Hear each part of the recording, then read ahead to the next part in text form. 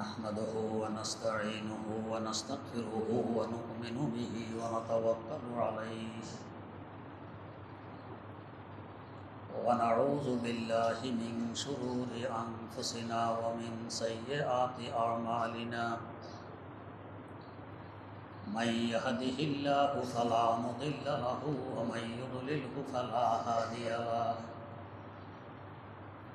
ونشهد أن لا إله إلا الله وحده لا شريك له ونشهد أن سيدنا ونبينا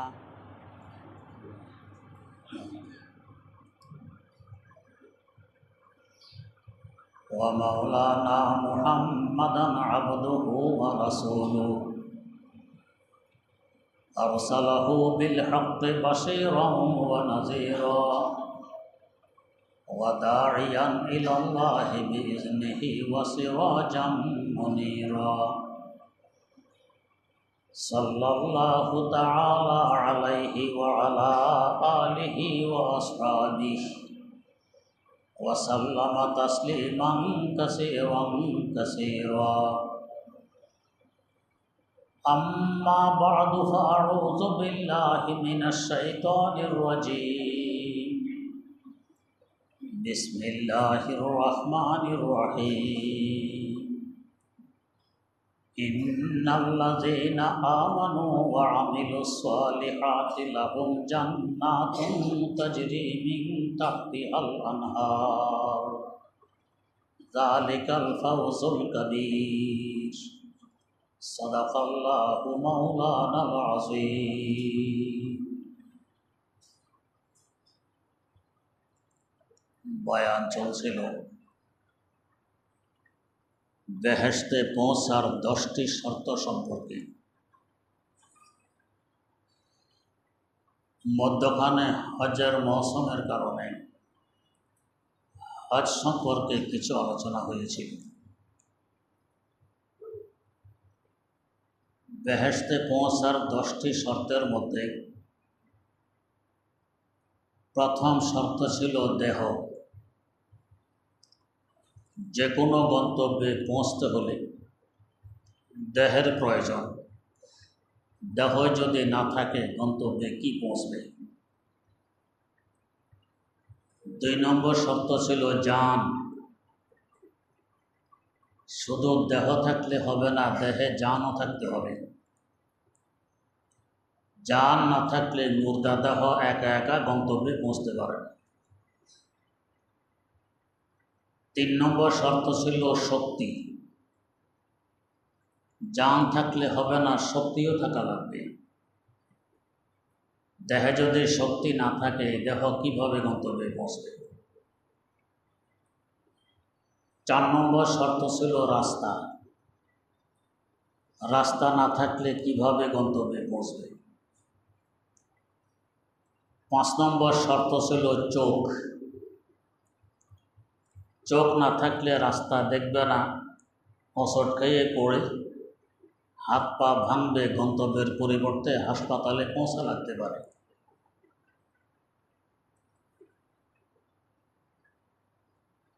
বেহেশতে যাওয়ার প্রথম যে শর্ত দেহ, এখানে দেহ মানে নেক আমল। ওয়া আমিলুস সালিহাত, শুধু আমল নয়, নেক আমল। 2 নম্বর ছিল জান। জান মানে ঈমান। ঈমান না থাকলে আমল মুর্দা, 1 পয়সার মূল্য নেই। 3 নম্বর ছিল শক্তি। শক্তি মানে আত্মশুদ্ধি। আত্মা বিশুদ্ধ না থাকলে আমলের ভ্যালু থাকে না। 4 নম্বর শর্ত ছিল রাস্তা। রাস্তা মানে ইসলাম। ইসলাম ব্যতীত অন্য কোনো রাস্তায় চললে বেহেশতে পৌঁছা যাবে না। 5 নম্বর শর্ত চোখ। চোখ মানে কোরআন ও হাদিসের বিদ্যা। এ পর্যন্ত এসেছিলাম বয়ানে।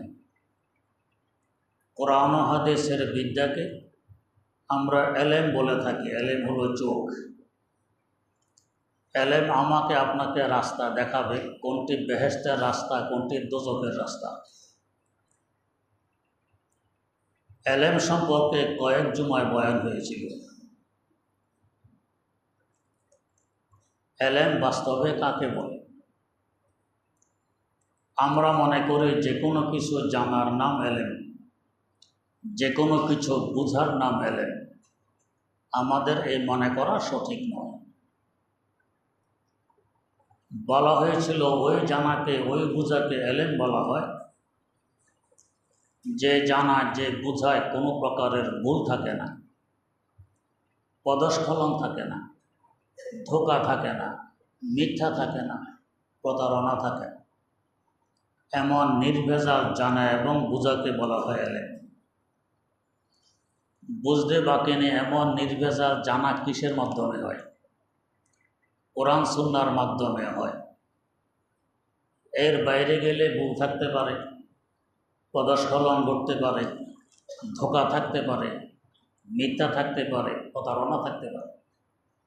একমাত্র কোরআন সুন্নাহর মাধ্যমে যা জানা হয়, এ ব্যাপারে বলা যায় যালিকাল কিতাবু লা রাইবা ফীহ, সন্দেহের কোনো অবকাশ নেই, এটাকে বলে এলেম। এই এলেম আমার মধ্যে এসেছে কি আসেনি, বুঝার কতগুলো আলামত এবং চিহ্ন আছে, এই সম্পর্কে কিছু বয়ান হয়েছিল। আলামত আর চিহ্নসমূহের মধ্যে একটি আলামত এবং চিহ্ন হল আমার মধ্যে খোদাভীতি, ওয়ারা, তাকওয়া, পরহেজগারি এসেছে কি আসেনি। যদি দেখে না আগের তুলনায় খোদাভীতি বেশি অনুভব হচ্ছে, আগের তুলনায় পরহেজগারি বেশি, হারাম হালালের আগে তোয়াক্কা করতাম না, এখন করি, জায়েজ নাজায়েজ বিবেচনা করতাম না, এখন করি, তাহলে বুঝবো হ্যাঁ এটা আমার এলেম। আর যদি এই ধরনের কোনো কিছু পরিলক্ষিত না হয় তো বুঝবে এটা এলেম নয়। হযরত সাহাবায়ে কেরাম রাদিয়াল্লাহু তাআলা আনহুম, তাদের মালুমাত কম থাকতে পারে, আমাদের জানা যত প্রশস্ত এত প্রশস্ত নাও থাকতে পারে, কিন্তু এলেম ছিল আমাদের থেকে অনেক বেশি। জানার কিছু আসে প্রশস্ততা, কিছু আছে গভীরতা। আসল মূল্য হলো গভীরতার, প্রশস্ততা নয়।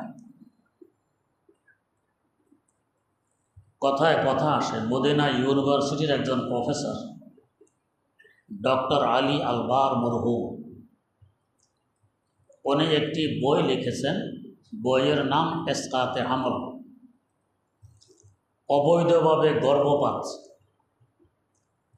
ওনার হিসাবে সারা বিশ্বে প্রতি বছর প্রায় 3 কোটির মতো অবৈধ গর্ভপাত হয়।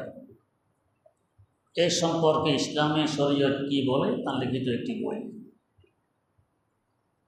বইটি আরবি ভাষায় লিখিত, অনুবাদ করেছে ভারত নদওয়াতুল উলামার একজন আলেম, উনিও থাকেন মদিনায়ে মুনাওয়ারা। অনুবাদ করেছেন উর্দুতে।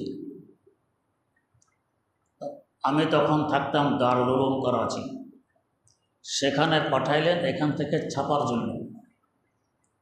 কারণ দারুল উলুম করাচি থেকে কোনো কিতাব ছাপলে মানুষ চোখ বন্ধ করে এটা খরিদ করে নেয়, আস্থা আছে, বিশ্বাস আছে, এরা ভুল কোনো বই ছাপবে না। তো এই বই পৌঁছার পর আমার শেখ মুর্শিদ শেখুল ইসলাম আল্লামা তাকি উসমানী দামাত বারাকাতুহুম বইটি আমাকে দিয়ে বললেন, একটু দেখে নাও আমাদের এখান থেকে ছাপা যাবে কিনা, ভুলভ্রান্তি আছে কিনা। আমি দেখার পরে দেখলাম যে কিছু ভুলভ্রান্তি আছে। হযরতকে জানাইলাম, বললেন আমার নাম উল্লেখ না করে তোমার পক্ষ থেকে চিঠি লিখে জানায়া দাও যে এটা এখান থেকে ছাপা যাবে না। আমি আমার পক্ষ থেকে চিঠি লিখে জানাই দিলাম। তো মদিনা শরীফ থেকে উত্তরাষ্ট্র কি কি ভুল আছে একটু চিহ্নিত করুন। আমি ভুলগুলো চিহ্নিত করলাম, এই জায়গায় ভুল আছে। আবার উত্তরাষ্ট্র, এখানে সঠিক কথা কি হবে একটু লিখে দেন। তখন আমি জওয়ান, জজবা ছিল, প্রায় 40 পৃষ্ঠা লিখলাম। কয়েক মাস পর অনুবাদক এসেছেন মদিনা মুনাওয়ারা থেকে করাচি। এসে আমাকে খুঁজে বের করলেন। তখন আমার দাড়ি মাত্র ওঠে ওঠে ভাব, ছিলাম খুব পাতলা, চিকন, হালকা পাতলা, ছোট বাচ্চার মতো দেখা যায়। আমার পাশে এসে জিজ্ঞেস করলেন, আপনার নাম দেলাওয়ার হোসেন? জি, আমার নাম দেলাওয়ার হোসেন।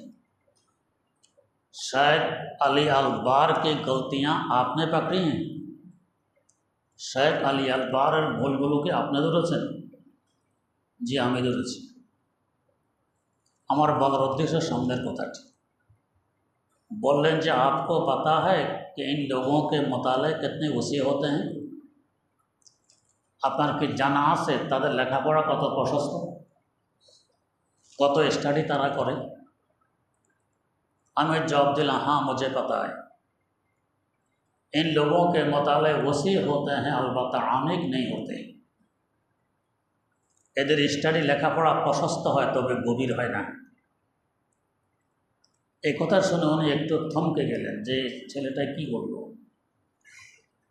এরপর বললেন যে আপনার এই 40 পৃষ্ঠা আমি লেখককে শুরু থেকে শেষ পর্যন্ত পড়ে শুনেছি।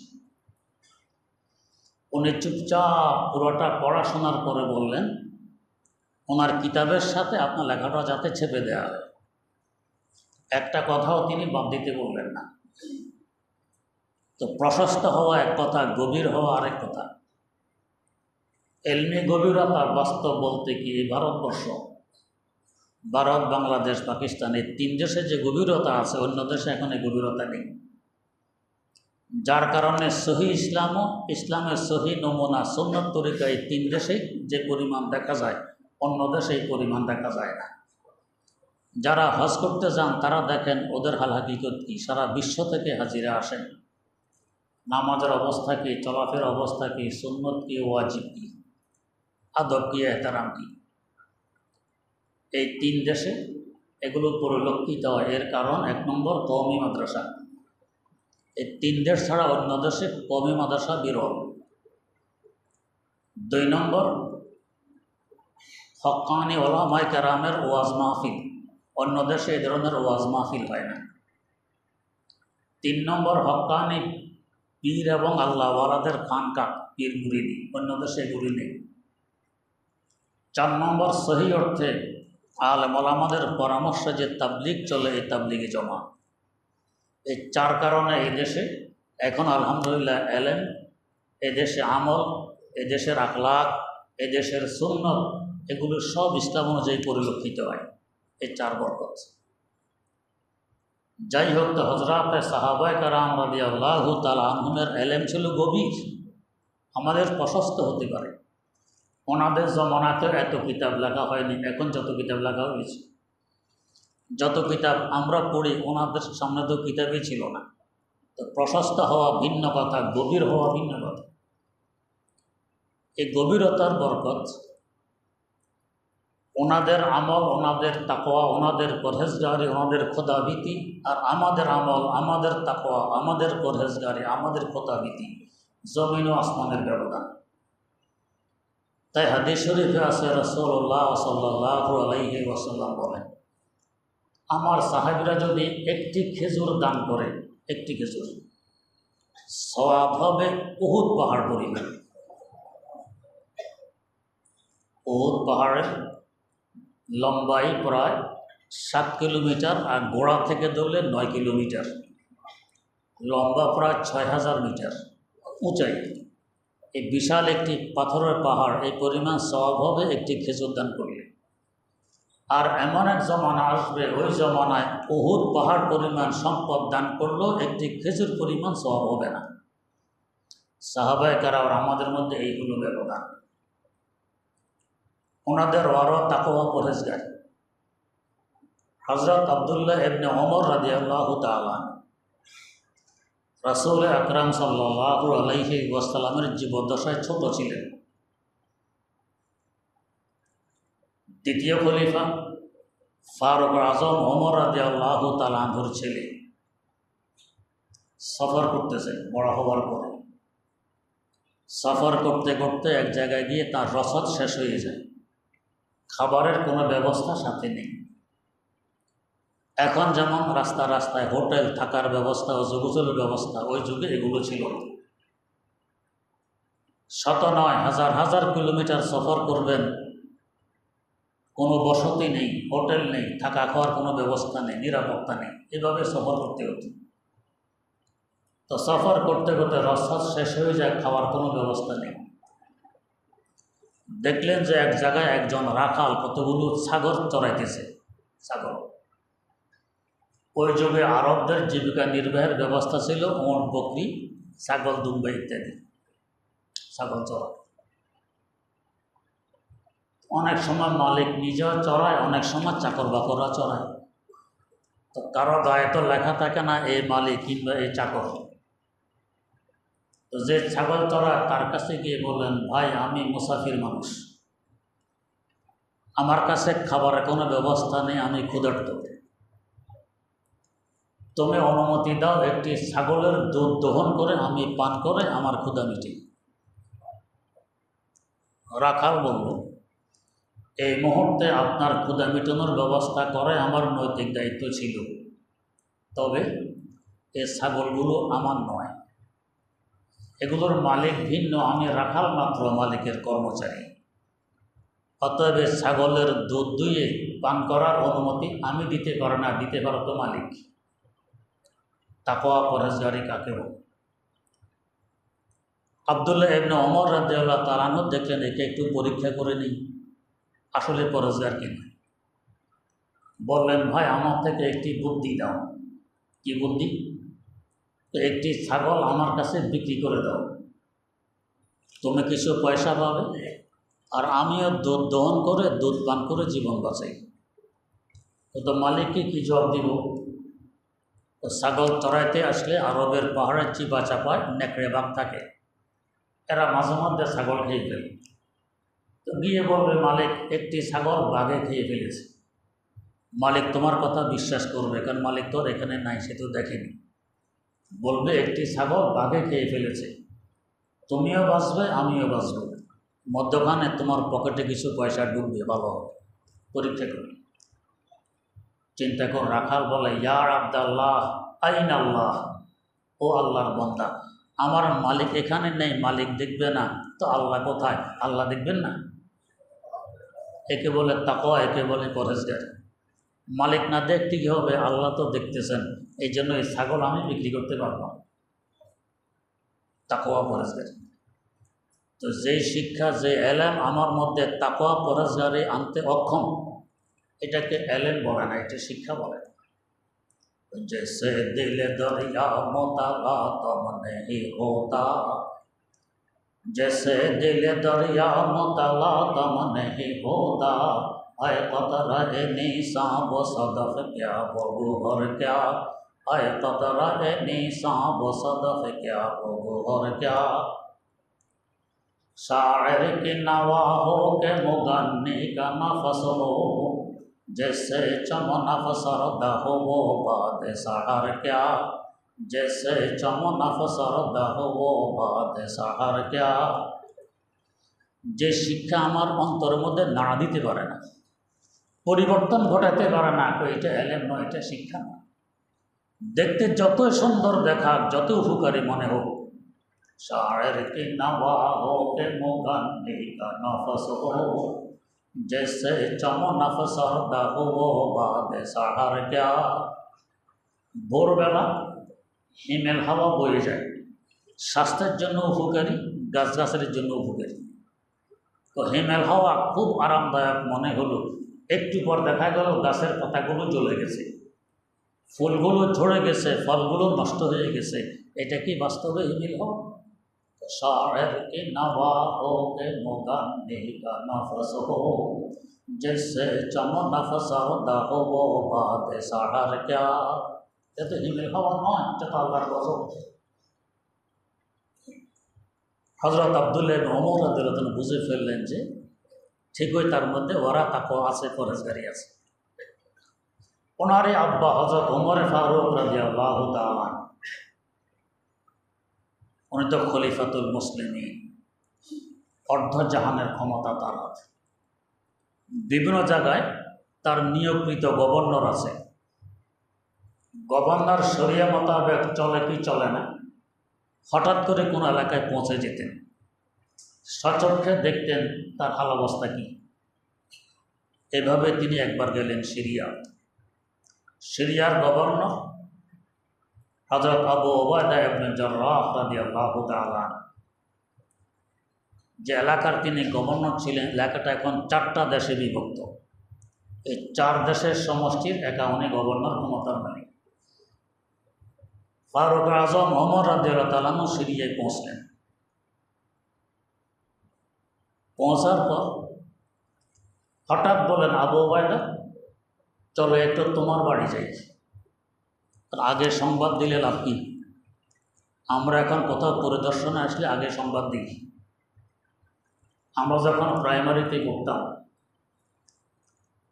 তো প্রাইমারি স্কুল পরিদর্শনে আসতেন সরকারি অফিসার।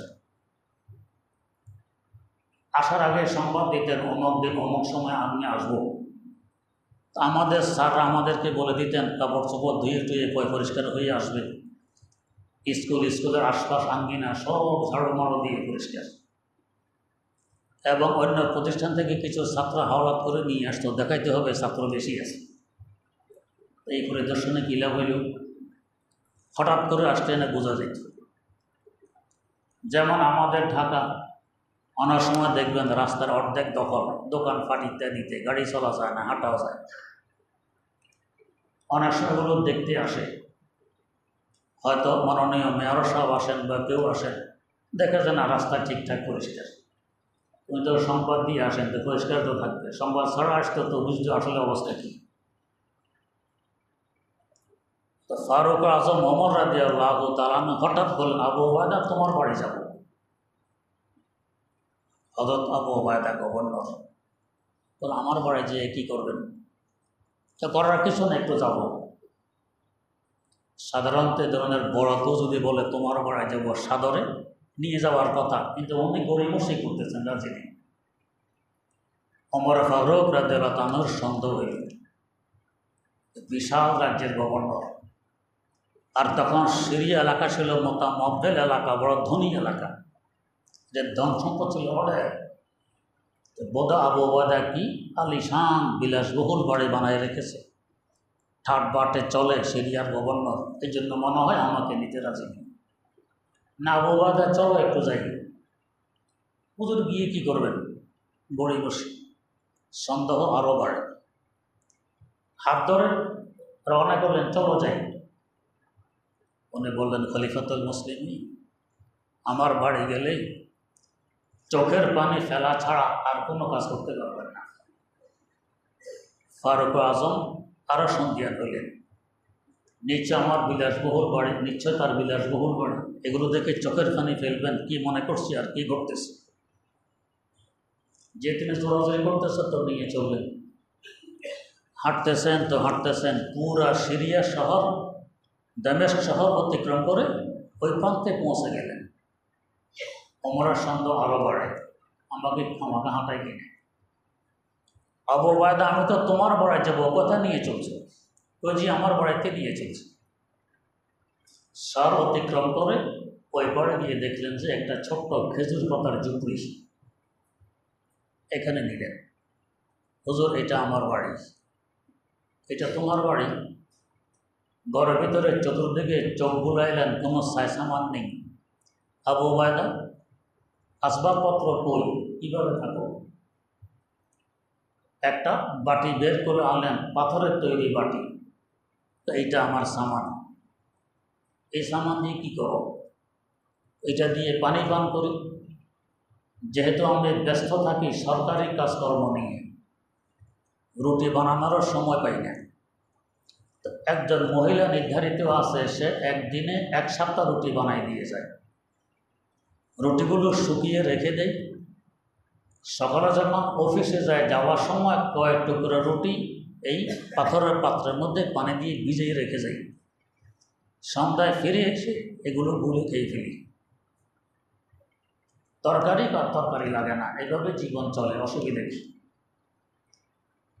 এই একটা মাত্র বাটি, এটা হলো সামান। ফারুক আজম ওমর রাদিয়াল্লাহু আনহু চোখের পানি ছেড়ে দিলেন। ঠিক ওই রাসূল আকরাম সাল্লাল্লাহু আলাইহি ওয়াসাল্লাম যে জমানা দেখেছি, এখনও সেই জমানা তুমি ধরে রেখেছো। তোমার মতো 10 জন মানুষ যদি পৃথিবীতে থাকে, পৃথিবীর স্বর্গে পরিণত হবে। চোখের পানি ছেড়ে চলে আসতেন। আবু উবাইদা ইবনে জাররাহ রাদিয়াল্লাহু আনহু বললেন, খলিফাতুল মুসলিমিন, এই দুনিয়ার পর পাড়ি দিতে এই একটা বাটিয়ে যথেষ্ট, আর কিছু লাগে না। দুনিয়াতে একটা সেতু, একটা সাঁকো। ছিলাম এক জগতে, যাচ্ছি আরেক জগতে, দুনিয়া পাড়ি দিই।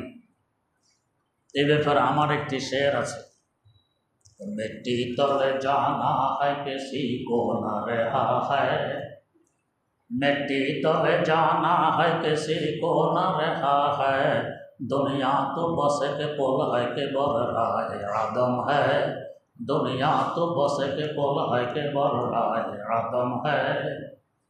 মাটির নিচে সবাইকে যেতে হবে, এর থেকে নিষ্কৃতি কারো আছে? নেই। এটা একটা ব্রিজ, এটা পাড়ি দিয়ে ওই মাথায় পৌঁছতে হবে আমার আসল জীবন সামনে। এই পাড়ি দেওয়াকে আমরা মনে করি আমার জীবনের শেষ। এটা জীবনের শেষ নয়। मौत को समझे है गाफिल इख्तिताम जिंदगी, मौत को समझे है गाफिल इख्तिताम जिंदगी, दर हकीकत मौत है सुबह तवाम जिंदगी, दर हकीकत मौत है सुबह तवाम जिंदगी। যারা গাফেল, উদাসীন, অচেতন, এরা মনে করে মौत আমার জীবনের শেষ। না, মौत বাস্তব জীবনের প্রভাব মাত্র। দুনিয়া একটা ব্রিজ, এটা পাড়ি দিয়ে আমাকে যেতে হবে আমার বাস্তব জীবনে। এটা পাড়ি দিতে হলে এই একটা পেয়ালায় যথেষ্ট, আর কিছু লাগে না। ফারুক আজম ওমর রাদিয়াল্লাহু তাআলা আনহু চোখের পানি ছেড়ে দিয়ে ফিরে আসলেন। এই জন্য উনি আনতে চাইছিলেন না, নিয়ে কী করবো, কিছু খাওয়াইতে তো পারবো না। এই শুকনা রুটি পানিতে ভিজিয়ে রাখি, এটা নরম হলে গুলে খেয়ে ফেলি। এই ছিল গভর্নরের কাজ। ওই সমস্ত দেশে শান্তির বাতাস প্রবাহিত হবে না তো কোথায় হবে? এই দুনিয়ার স্বর্গে পরিণত হবে না তো কার মাধ্যমে হবে? এটা ছিল এলেমের বরকত। এটাকে বলে এলেম। যে এলেমে আমার অন্তরকে নাড়া মারে, পরিবর্তন ঘটাইতে পারে। আগে কেমন ছিলাম, এখন কেমন, তো এটা হলো এলেম। না হয় সার্টিফিকেটের বস্তা আছে আমার মাথায়, কিন্তু আগের যে অবস্থা এখনও সেই অবস্থা। আগে ঘুষ খাই, এখনও ঘুষ খাই। আগে চুরি করি, এখনও চুরি করি।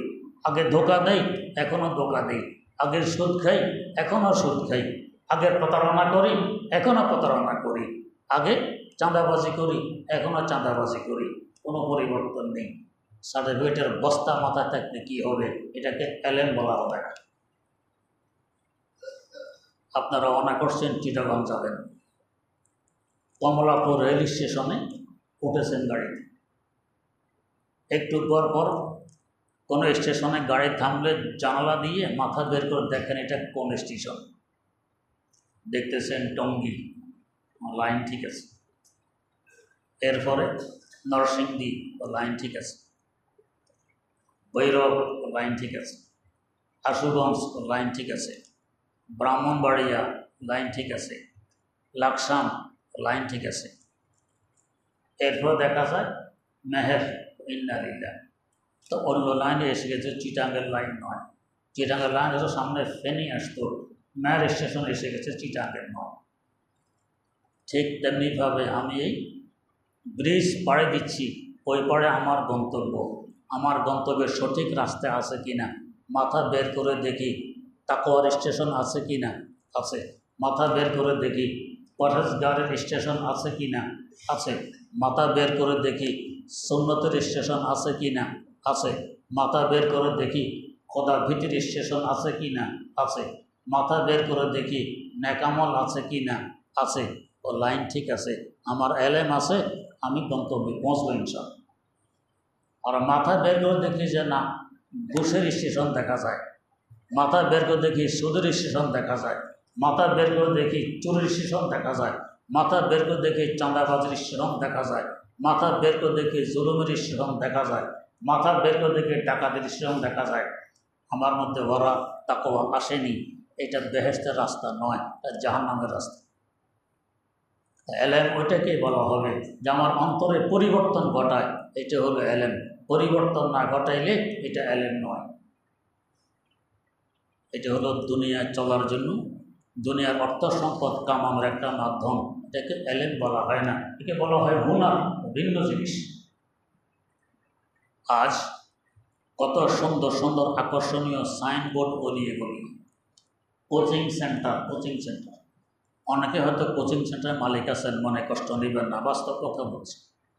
একটু বুকে হাত দিয়ে কি বলতে পারবো যে আমার কোচিং সেন্টার উদ্দেশ্য জাতিকে শিক্ষিত বানানো না পয়সা কামানো?